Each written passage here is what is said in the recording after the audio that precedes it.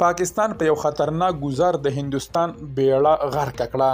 پاکستان له هندوستان سره څه کړي او دغه کړکېچ تازه معلومات بشپړ جزئیات په ویډیو کې تر پایه کتلی شئ. درنو لیدونکو ستړي مه شئ. په هندي کشمیر کې پر سیلانیانو تر برید او د پاکستان لخوا هندي الوتکو ته د هوایي حریم تر بندېدو وروسته د هند ایر انډیا او انډیګو مخکښ هوایي شرکتونه د نړیوالو الوتنو د لارو بدلون ته اړ شوي. رویټرز ویلي د الوتنو د مسیر بدلون د تیلو لګښت ډیر او د سفر وخت اوږد کړی.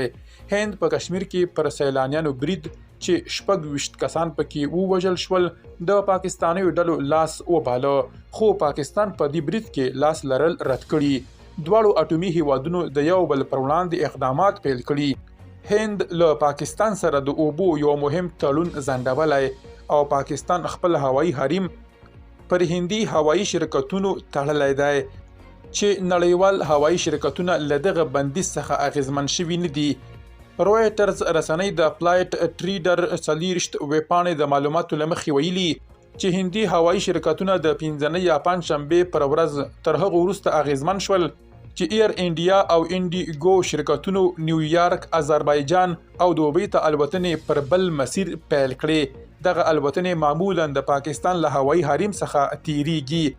د نوي ډیلی هوایي ډګر تر ټولو له بوختو هوایي ډګرونو څخه دی چې تر ټولو ډیر اغیزمن شوی، چې لویدیځ او منځني ختیځ ته الوتنې د پاکستان له تشیال څخه تیریږي. د پاکستان دغه خطرناک ګزار د هندوستان بیړه غرقه او چپه کړې. ګورو چې مخکې به څه کیږي. خپل نظرونه هم را سره په کامنټ کې ګډ کړئ. درنو لیدونکو له ملتیا مو مننه.